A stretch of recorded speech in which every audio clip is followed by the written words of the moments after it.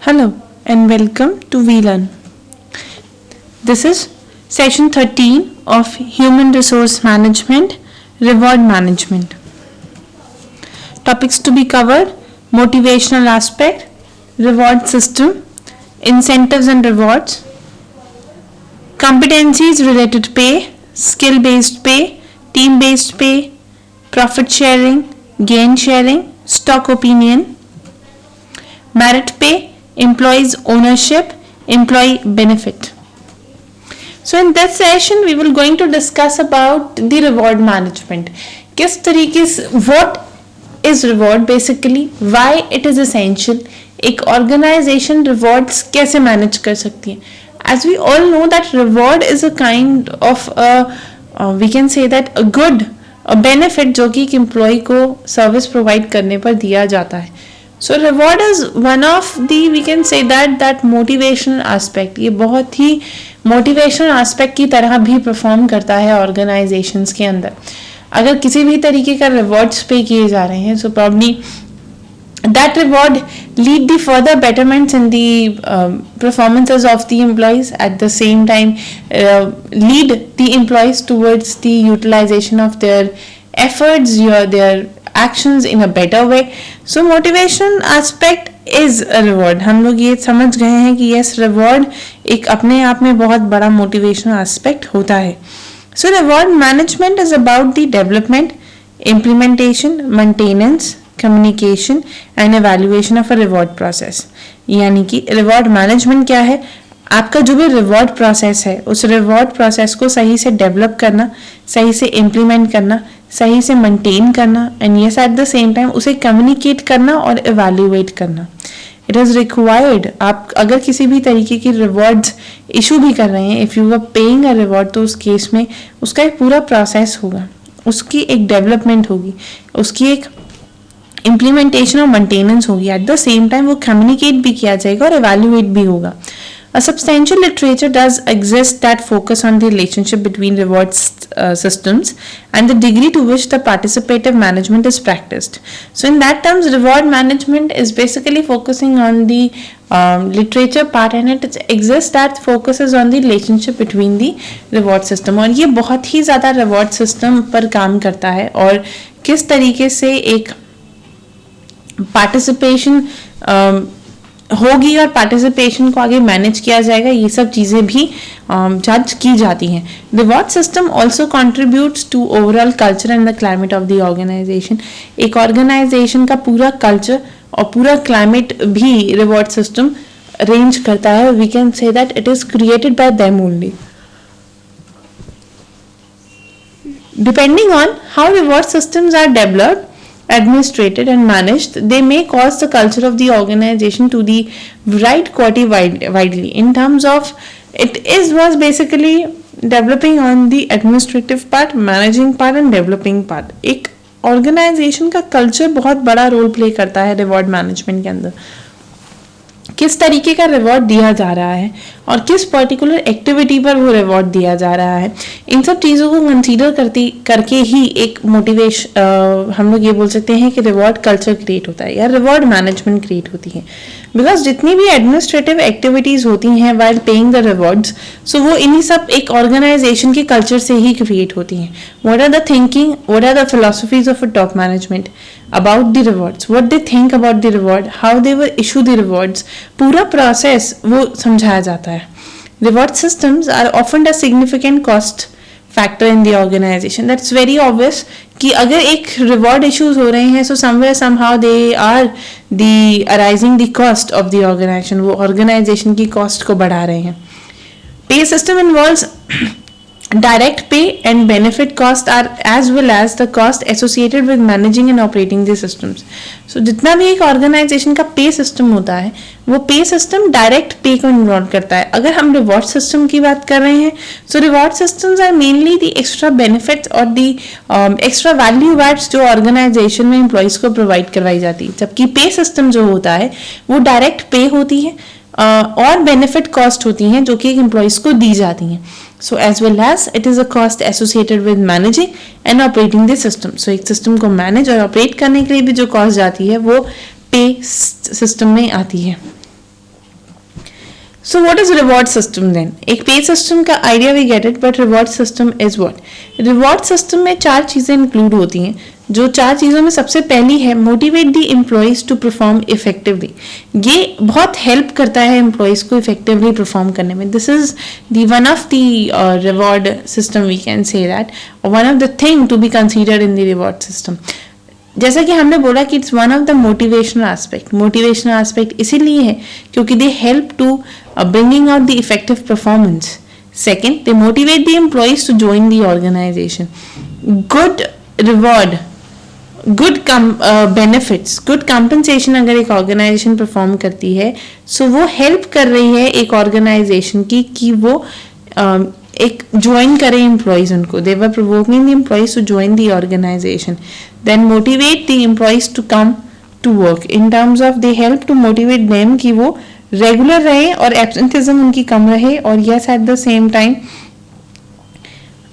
उन्हें बेनिफिट्स और at the same time वो काम करें interestingly.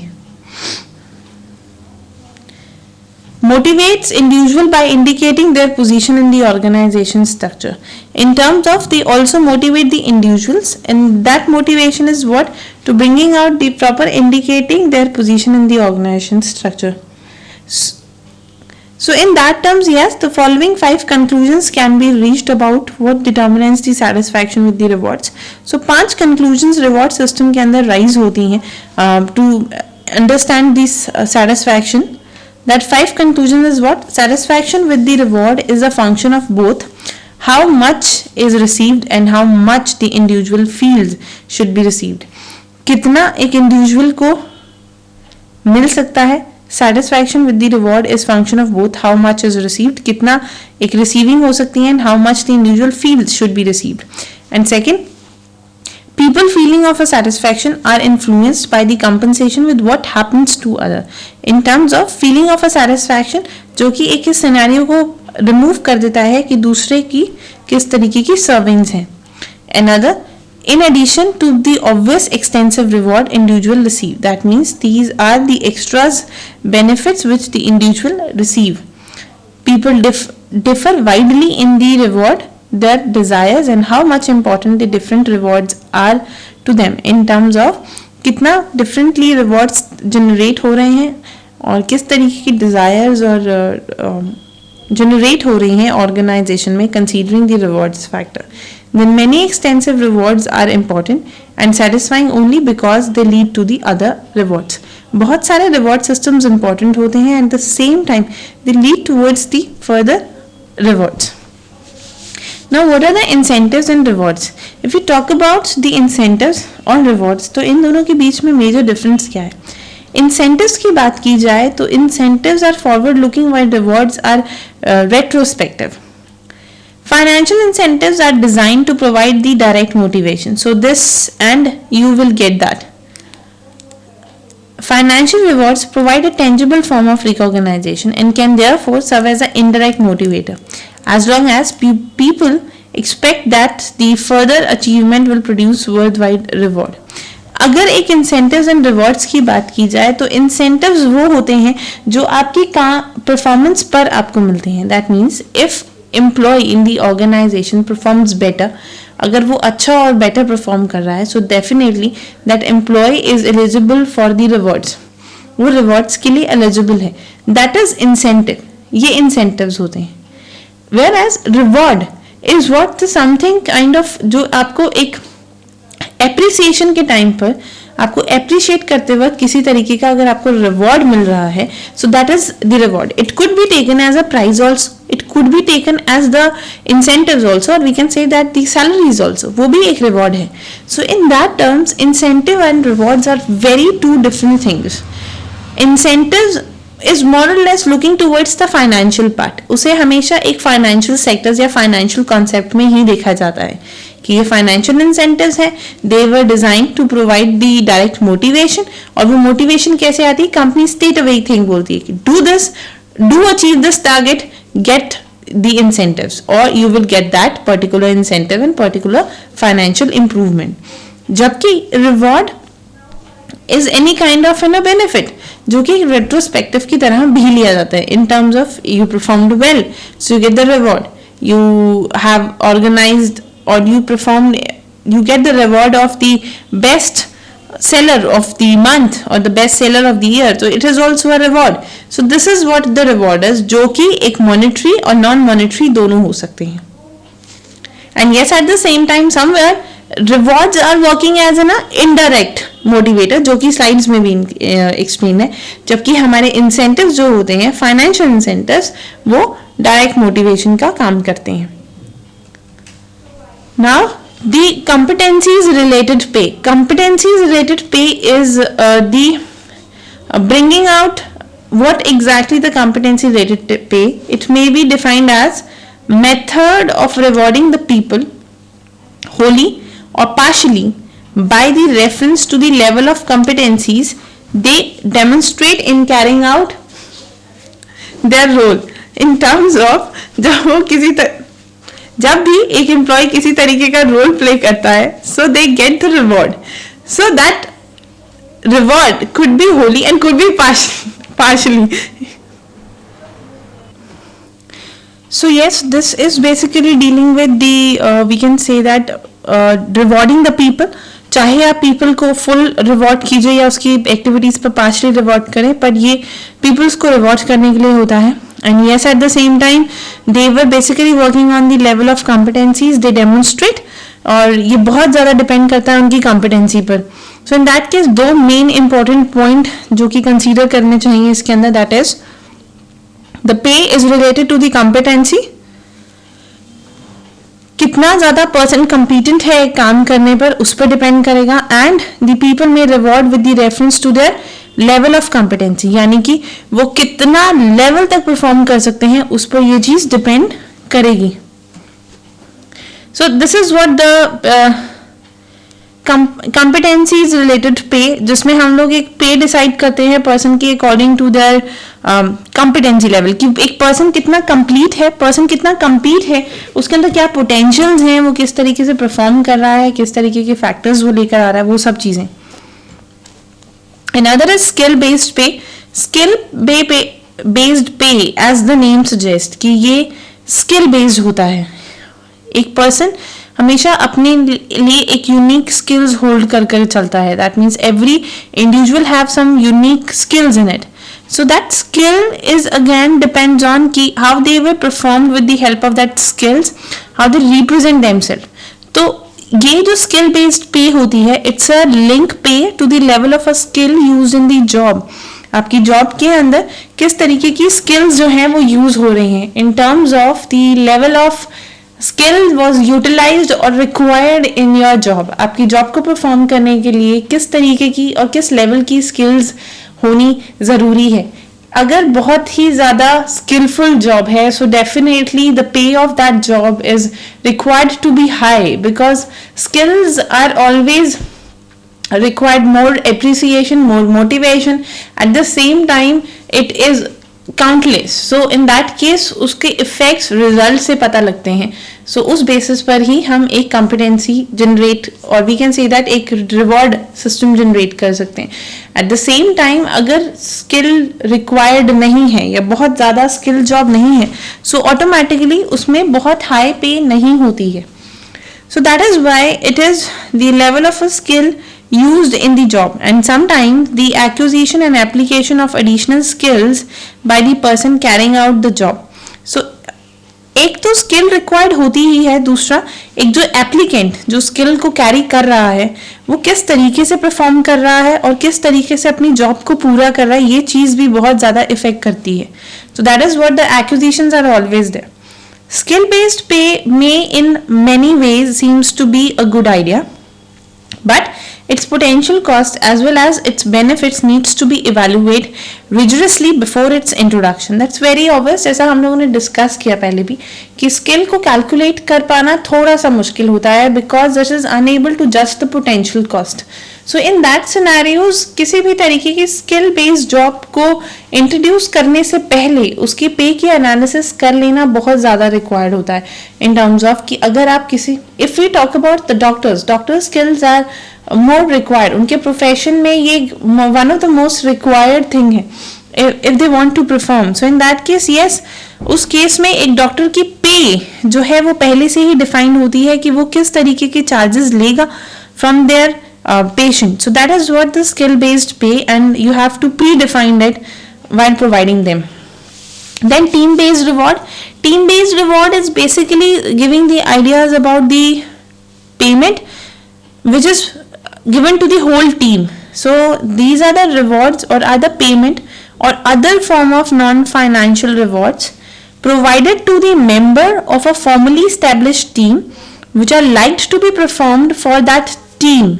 So in that case जो कि एक फॉर्मल तरीके से परफॉर्म की जाती है टीम एक ऑर्गेनाइजेशन में, if a team is created and that team is performed, so उस टीम को जब किसी तरीके के रिवॉर्ड्स मिलते हैं, that rewards could be a beneficiary rewards, that means monetary rewards और non monetary rewards. So it is what जब पूरी टीम को लिंक करके पूरी टीम की परफॉर्मेंस को देखते हुए जब रिवॉर्ड्स बनाए जाते हैं. So team based rewards are shared amongst the member of a team in accordance with the schemes and an ad hoc basis for the exceptional achievement. जो एक rewards होते हैं, yes these are shared by the team and yes the member according to the member, जितने members हैं उस हिसाब से वो share किया जाता है, and yes with the basis of and ad hoc basis or the exceptional achievements also. So this is what the team based reward. Then profit sharing. Profit sharing is associated with the participative management theory. ये एक participative management theory की तरह ली जाती है. इसका एक reason इसे ये है कि this is considered as the motivational factor और that would lead towards the participativeness. That means अगर पूरी ऑर्गेनाइजेशन म्यूचुअली परफॉर्म नहीं करती है, म्यूचुअली पार्टिसिपेट नहीं करती है, so that would lead towards the losses. और अगर वो म्यूचुअली एक कॉपरेशन एक कोऑर्डिनेशन के साथ परफॉर्म करती है, so they will also lead towards the profits only. So profit sharing is a group based organization plan.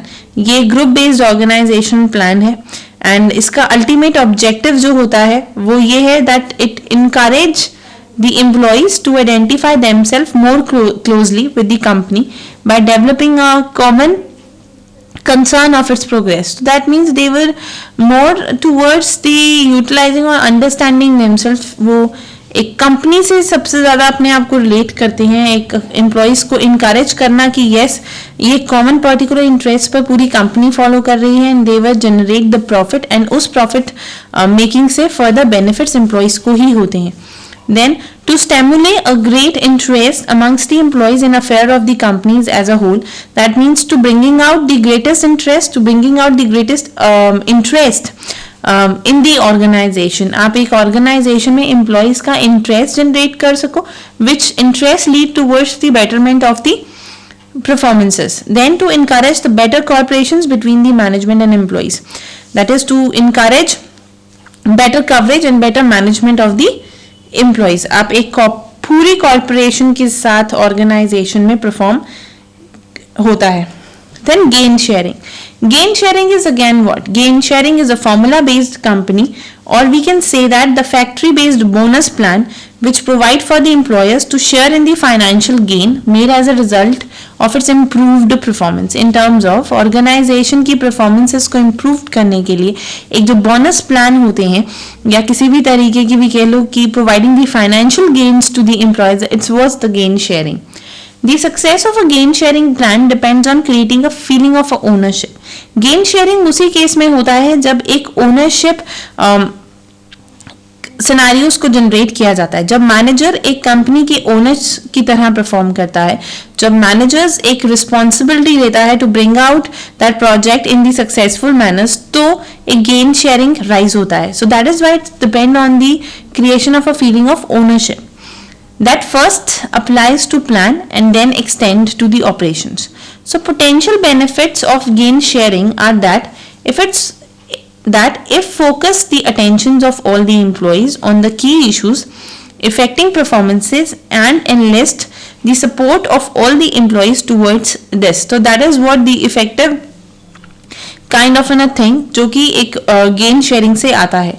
सारे employees जो हैं एक effective performance they and from that effective performance the further improvement organized और एक हम potential benefits generate कर सकें, that comes into the gain sharing.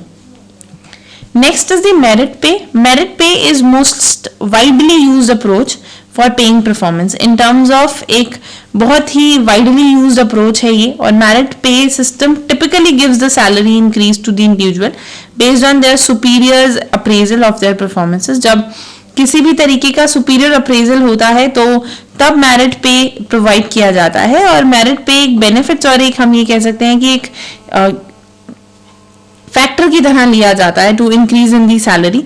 The purpose of a merit pay is to improve the motivation and to retain the best performers by establishing a clear performance rewards relationship. In terms of जो merit performance होता है ये ज़्यादा it's improve motivation, ये motivation को improve करता है and retain the best performer. एक best performer को retain करके रखता है अपनी organization में with the effective or providing them the good reward in the organization. Employees ownership are basically working on to bringing the ownership factors in the employee. जब एक ownership feeling generate की जाती है employees के अंदर, so that comes into the employees ownership. So that is what a number of plan exists that help get some or all of the owners of the company into the hand of employees. In terms of it is what the plans exist that help into getting out the ownership effects in the organization. This include the stock opinion plans, stock purchase plans and employee stock ownership plans. That means ये सब एक stock, जैसे मान लीजिए एक organisation के अंदर organisation issues the stock to the employees, अपनी कंपनी के जो स्टॉक्स थे उसने एम्प्लॉयज में इशू कर दिए. So that is what employee stock ownership plans. तो इस तरीके की एक्टिविटीज भी ऑर्गेनाइजेशन में जनरेट होती हैं. This is again another kind of a benefit इसलिए क्योंकि इसमें ऑर्गेनाइजेशन के employees feel in a role of in a stakeholder. उनका ऑटोमेटिकली एक स्टेक हो जाता है. बीइंग एन एम्प्लॉय उनका स्टेक डेफिनेटली होता है, but this stock ownership lead them to the more guarantee wise in the stake part, and yes, at the same time they will be motivated with the increment, or we can say that the increasing of the stock of the companies. Company के stock बढ़ रहे हैं तो stock बढ़ेंगे तो definitely employees को ही फायदा होगा. तो इस तरीके की एक्टिविटीज परफॉर्म होती हैं जो कि एम्प्लॉयज ओनरशिप के अंदर डिफाइन की जाती हैं. So in a small organization in which the participative management is practice, it has a good chance of increasing the organization performance. तो ऑर्गेनाइजेशन परफॉर्मेंसेस को इंक्रीज करने में एक अच्छा सिनेरियो जनरेट करते हैं. Then another is employees benefit. Employees benefits are basically the element of remuneration given in addition to the various form of cash pay. So they will provide the quantifiable values of individual employee which may be deferred or contingent like a pension scheme, insurance cover and sick pay, or may provide an immediate benefits like a company car. So that is what all comes into the quantifiable values, or the objective of the employees benefits are many. Employees benefit को एक employees को cash pay करना, उन्हें किसी तरीके की pension scheme या किसी तरीके की insurance, किसी तरह की car provide करना company के through, it could be providing home on the company's behalf. So बहुत सारे बेनिफिट्स होते हैं जो एम्प्लॉयज को पे हो सकते हैं. सो मेन ऑब्जेक्टिव क्या होता है इसका? Main objective is to increase the commitment of the employees to the organisation. Organisation में एम्प्लॉयज की एक कमिटमेंट जनरेट करना. Second, to demonstrate that the company cares for the need of its employees. उस एक डेमोन्स्ट्रेशन देना that it is company always care their employees. इस तरीके की demonstration. Then to meet the personal securities and personal needs of the employees. एक security feel करवाना employees को. Then to ensure that benefits are cost effective in the team of commitment and improvement in the recruitment and retention rates. That is to bringing out the cost effective in terms of more, और आप अपने employees को committed बनाओ और उनकी recruitment को और improve करना, उनकी रिटेंशन रेट को बढ़ाना. इन सब चीजों का बेनिफिट होता है एम्प्लॉयज बेनिफिट्स के अंदर. So yes, there are questions which you have to do it yourself. First is, an organization cannot attract and retain the competent employees today without a good benefits package. So if you are agree or disagree, you have to give your statement and explain it why. And in future, the compensation policies, programs and practices of the organization will revolve around the newer reward systems and benefits, so you have to discuss it. So yes, this is all about for the today's session. We were winding up here. Thank you so much. Happy learning. We learn.